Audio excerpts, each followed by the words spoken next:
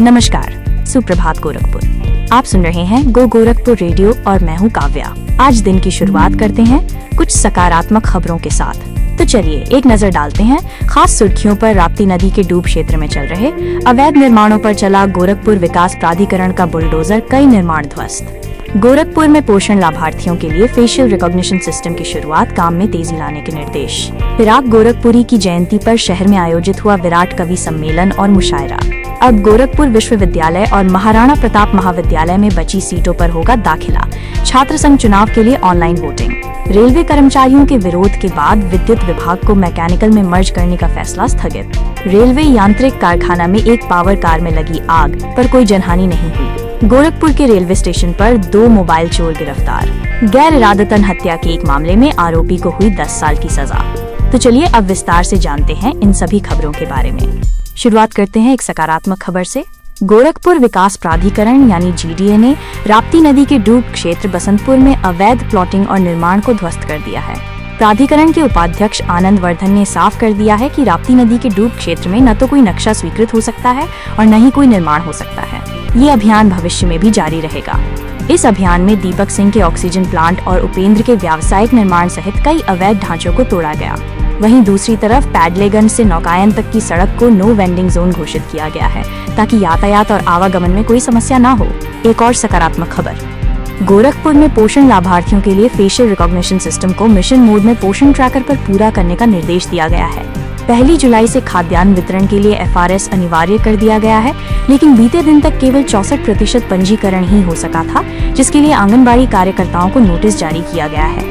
1 अगस्त से पोषण tracker application पर किसी भी आंगनबाड़ी केंद्र के लाभार्थी के पंजीकरण के समय FRS अनिवार्य हो गया है। शिक्षा के क्षेत्र में भी अच्छी खबरें हैं। दीनदयाल उपाध्याय गोरखपुर विश्वविद्यालय में बची हुई सीटों के लिए स्पॉट काउंसलिंग 2 सितंबर तक होगी। इसमें LLB और BA LLB जैसे पाठ्यक्रमों में जनरल, EWS, OBC और SC की कुछ सीटें खाली हैं। इसके अलावा महाराणा प्रताप महाविद्यालय जंगल धूसड़ में 30 अगस्त को छात्र संघ चुनाव पूरी तरह से स्वदेशी सॉफ्टवेयर की मदद से ऑनलाइन वोटिंग के रूप में होगा। इससे कक्षाओं के संचालन में कोई बाधा नहीं आएगी। कल शहर में एक सांस्कृतिक आयोजन भी हुआ।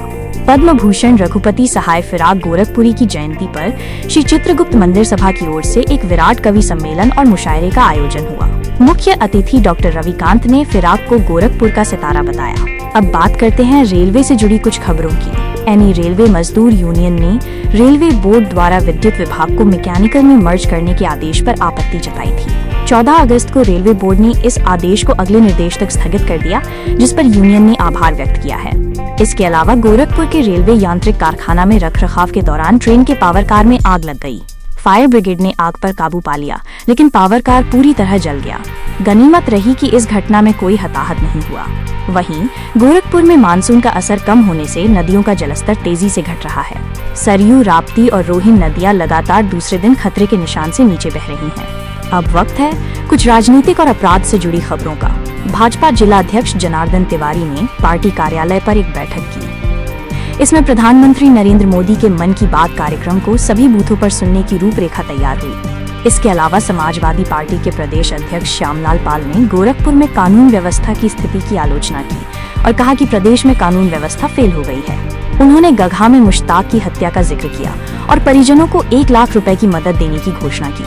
अब बात करते हैं शहर में हुई कुछ अपराध की घटनाओं की। गोरखपुर रेलवे स्टेशन पर GRP ने 2 चोरों जयराम प्रसाद और मोहम्मद शाहिद को गिरफ्तार किया है। वे प्लेटफॉर्म और ट्रेनों में यात्रियों से मोबाइल चोरी करते थे।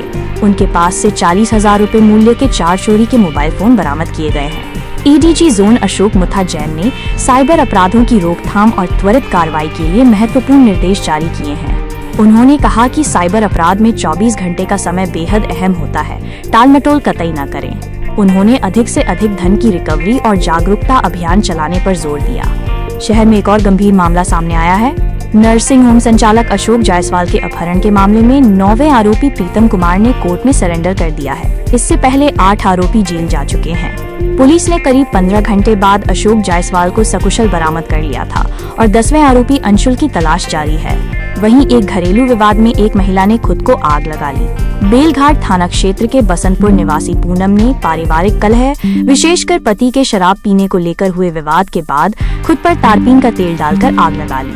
पूनम की हालत गंभीर बनी हुई है। इसके अलावा कुछ मारपीट की घटनाएं भी हुई हैं। खोराबार में विवेक कुमार पर सूरज उर्फ चाड़ी ने गाली देकर और पटरे से हमला कर गंभीर रूप से घायल कर दिया। वहीं चौरी चौरा थाना क्षेत्र में एक महिला ने हैंडपंप पर पानी भरते समय पड़ोसियों द्वारा अश्लील टिप्पणी और मारपीट का आरोप लगाते हुए 3 लोगों के खिलाफ केस दर्ज कराया है। जनपद न्यायाधीश राजकुमार सिंह ने 200 रुपए के विवाद में गैर इरादतन हत्या के जुर्म में धर्मेंद्र को 10 साल के कठोर कारावास और 20,000 रुपए के अर्थदंड की सजा सुनाई है। पीड़ित मुमताज अली की इलाज के दौरान मृत्यु हो गई थी। तो ये थे कुछ मुख्य समाचार जिनका आप पर और शहर पर सीधा असर पड़ा है। इन्हीं खबरों के साथ मैं काव्या लेती हूँ आपसे विदा। आप बने रहिए गो गोरखपुर रेडियो के साथ।